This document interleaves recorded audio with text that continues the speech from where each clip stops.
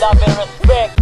Biatch, Dillinger, Crystals, baby. I play easy for show, people never really know. Done a lot for the street, never did expect it was what I'm looking for. Now check what I'm giving, people living what they're dreaming. I'm killing all the hating, plus living the ambition of being on top, same level as the rest. I always put it on mind that I'm one of the best. Nevertheless, if I distress, little help won't be no mess.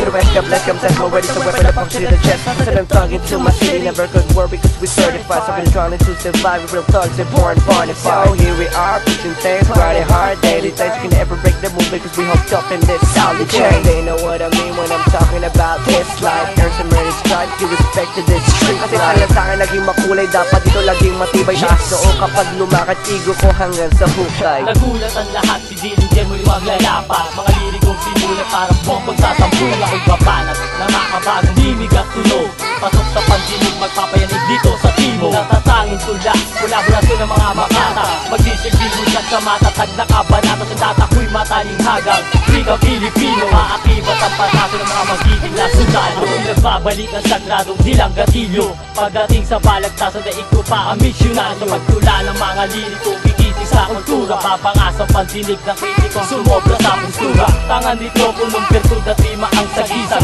Nang matatag na kalasag sa diwa ay bibilang. Tangan naging makulay, dapat dito laging matibay. Taas ka mo kapag lumakad, igo ko hanggang sa hukay. Langkas ang yugto na dapat naming ipagpatuloy. Ang layunin ng bawat isa, ang mga himig ipadaloy sa pandinig ng iba. Maiba naman ang ating tema, mas minabuting magsulat kaysa makiba ka sa iba. Alam niyo na kung bakit nga ba kami tumutula, makapagbigay ng pag-asa dito sa ating husuya. Kasama mga kagrupo na hanggang ngayon nandito sa kulturang nadungisa nito kami sa pagbabago. Ang mikropono sa kabasandata ng lahat, kailangan mo munang magsumikap bago mo ito masaya. Sumulat ng palata, kung sa laman ng kalye, sa muli namin pagpapasdaman nito'y isang misa. Panindigan ng mga sinulat at iyong mga sinabi, taglay ang makabagong taktika at diskarte. Kalansangan naging makulay, dapat dito laging matibay. Taas noo kapag lumakad, igo ko hanggang sa hukay. Sangga ko lagi sakali, minsan din naging parte ako ng grupong hawak ay lanteta, boga, piso at damo.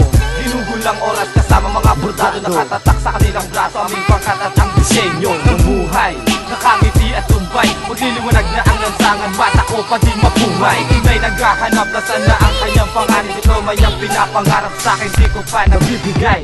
Kaya ngayon hiwakan ko mikropono, ito ang istorya sa kalye, nagsimula si Mastagero. Ang markado 17 anyos, kasama'y titulado. Ako ang bagong sinisira ng mga bagito. Hinarap ang mga dagok na dumadating sa buhay. Hindi aking pinapalit, nagtataas ang kilay. Sa lansangan naging makulay, dapat dito laging matibay. Taas noo kapag lumakad, igo ko hanggang sa Huling hukay. bahagi ng aming obrang ito, na ang bawat isa sa amin ay may estilo at diskarte sa mundo na kinalakihan, na mas kilala sa tawag na lansangan. Kami ang mga makata sa mga bagong henerasyon, na lahat ilalahad dito sa aming posisyon. Gamit ang nilalaman ng aming mga puso, at kahit sa paligid ko ay may mga tuso na mahilig manghila sa amin pang ibaba. Pero kahit ganon, hindi ako padadala. Ako ang bata na ang hilig ay lumikha ng mga sining sa kalyeng mahiwaga. Pagkat kami dito ay malaya, lahat ng bagay na ninais magagawa. Sa lansangan naging makulay, dapat dito maging matibay. Taas noo kapag lumakad, igo ko hanggang